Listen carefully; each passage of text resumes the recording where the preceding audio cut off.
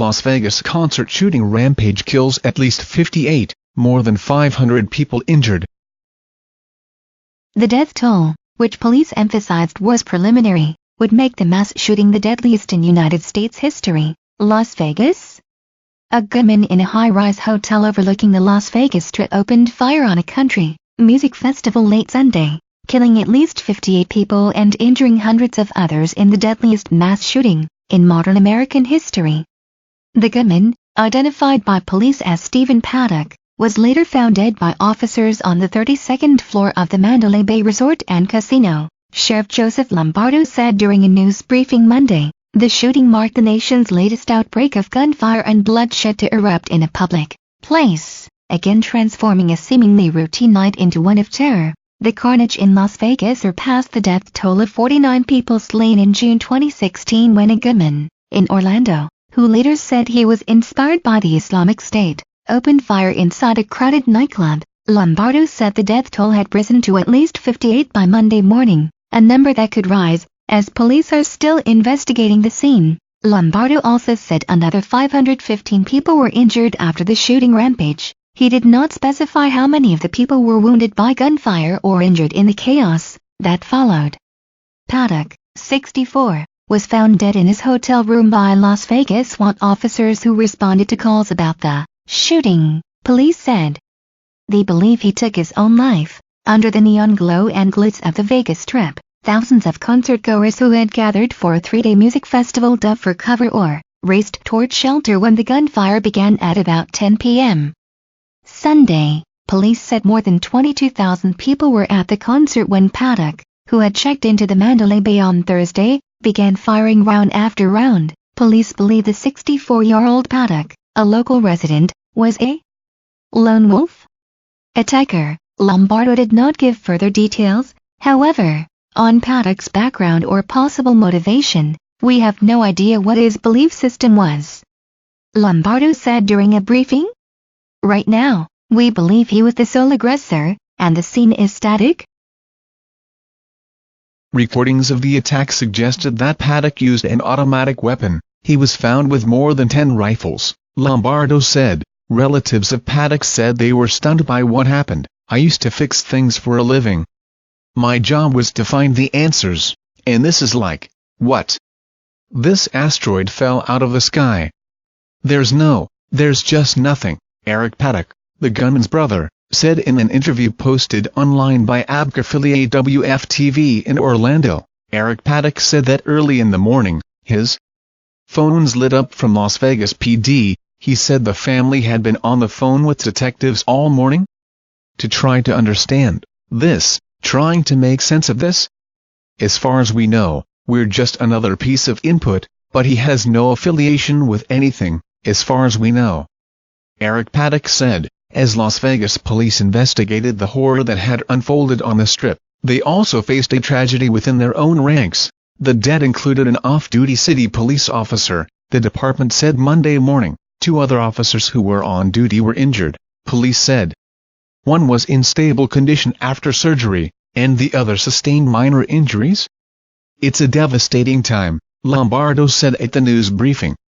In the initial chaotic aftermath of the shooting, authorities had searched for a woman named Marilou Danley, described only as Paddock's traveling companion. Lombardo said that investigators spoke with Danley, who was found outside the country, and do not believe she was involved in the shooting. Danley's relationship with Stephen Paddock was not immediately known, but they lived at the same address in Mesquite, Nevada, according to public records. Lombardo said police in Mesquite were entering Paddock's home to conduct a search Monday. Police in Las Vegas had only minimal interactions with Paddock before the shooting, Lombardo said.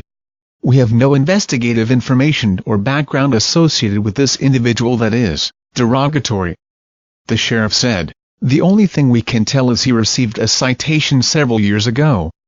That citation was handled as a matter of normal practice in the court system. Few details about Paddock's background were immediately known Monday. He was retired and lived in Mesquite, Texas, for several years before moving to the Nevada town with the same name. Relatives said Paddock was a quiet man. They said he was a licensed pilot who owned 2 planes and often went to Las Vegas to gamble and see concerts.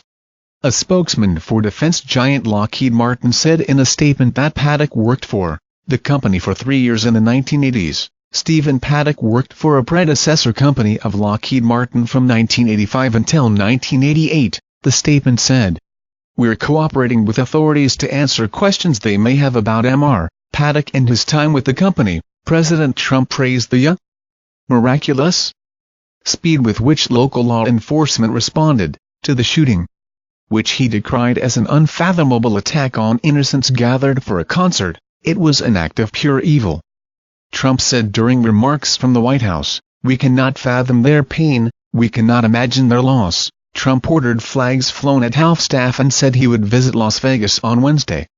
Federal authorities responded to the shooting scene, assisting local law enforcement officials with the investigation. The Bureau of Alcohol, Tobacco, Firearms and Explosives said it dispatched agents to the scene, while FBI criminal investigators, rather than those in the Bureau's National Security Branch, are aiding local police in the case, according to a person familiar with the matter. The Islamic State claimed responsibility for the attack on Monday, releasing messages through its Amaq news agency stating that the shooter was one of its soldiers, and had recently converted to Islam, according to the site Intelligence Group, which tracks extremist groups. The group, also known as ISIS, often claims responsibility after attacks, even in cases where it is unclear whether they motivated them or were involved. Law enforcement officials on Monday disputed the claims from ISIS. We have determined, to this point, no connection with an international terrorist group, Aaron Rouse, the special agent in charge of the FBI in Las Vegas, said at a news briefing.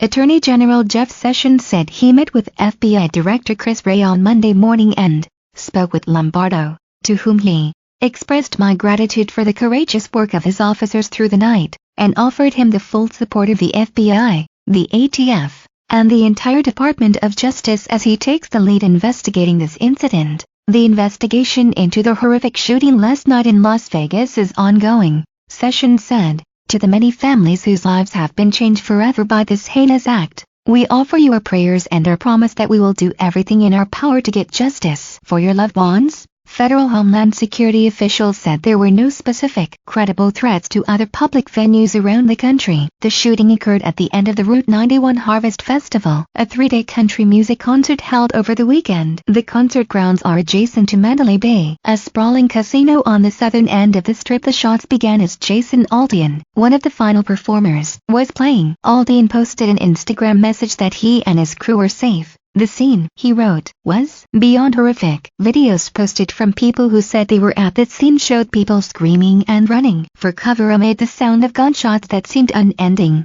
We thought it was fireworks at first or trouble with the speakers, said Kayla Ritchie, 21, of Simi Valley, California. They had been having technical difficulty all weekend. Then everything went dark. Ritchie traveled with Megan Green, 19, for the concert, and the two were separated when people began fleeing. They found each other hours later. Everyone started running for the exit, said Green, who hid behind a truck before fleeing into the MGM Grand. We were in the street and they told us to get down. Get down? Taylor Benj, 21, was at the concert Sunday night and said he heard a round of pops that lasted for 10 seconds, as if someone was holding down the trigger. When a performer ran off the stage and the lights came on, Benj said, he realized that, about 5 feet to the left of me there was a man with a bullet wound to his chin. He was just lifeless on the ground. He continued. Benj said he and his sister threw themselves on the ground as the gunfire continued and then ran for the exit. My jeans are covered in someone's blood. My t-shirt is covered in someone's blood. My sister's whole leg was covered in blood, Benj said. At least some people were injured in the frenzied effort to flee the gunfire. Tracy, 55, a California woman who declined to give her last name, said she was trampled trying to flee. We thought it was fireworks, she said, a dazed look on her face and a bandage on her injured knee and shin. I looked up at the Mandalay Bay. I could see the green light every time the gun fired. We ran for our lives. We went into Hooters and hid in the bathroom, she continued. We felt like sitting ducks there. We went to the second-floor conference room and stayed there. A friend came with a minibus, so Tracy and another friend ran out to the vehicle, terrified to go out on the street again. Who thinks people would do something like this in America? Tracy said. Vanessa and Philip Dyer came from Lowestoft, England, and got married Sunday in Las Vegas. They were out celebrating after the wedding, waking the Strip. When they first heard gunfire, I turned to Philip and said, "That sounds like machine gun fire," Vanessa Dyer said. Then it went again. Philip Dyer added, "We'll never forget the night we got married, but for all the wrong reasons." Corianne Langdon, 58, a cab driver in Las Vegas for the last 6 years, said she was about 7 cars back in the taxi line at Mandalay Bay when the gunfire began. She began driving away and saw police officers crouched down in the streets facing the hotel. Then, as she turned a corner at Las Vegas Boulevard, saw what she believed were hundreds of people running away from the concert, some jumping the fence on the side of the venue. A young couple jumped in her cab, and then another 3 or 4 people begged to get in, as well. "I had people hanging out of my windows," Langdon said. "They were screaming, they were so upset, and it just wasn't getting to me yet the severity of what was going on." Those injured in the shooting also included an off-duty officer with the Bakersfield Police Department in Southern California, who was taken to a hospital for non-life-threatening injuries. According to a news statement, several of the department's officers were off-duty and attending the concert when the gunfire erupted. Multiple flights bound for the McCarran International Airport in Las Vegas were diverted after the attack, the airport tweeted. All other planes were temporarily grounded, with a few flights resuming Monday morning. The shooting comes as security measures at many music venues have been boosted in recent years, after concerts were targeted in terrorist attacks. In May in northern England, a bomb exploded at a concert by American singer Ariana Grande in Manchester, killing 22 people.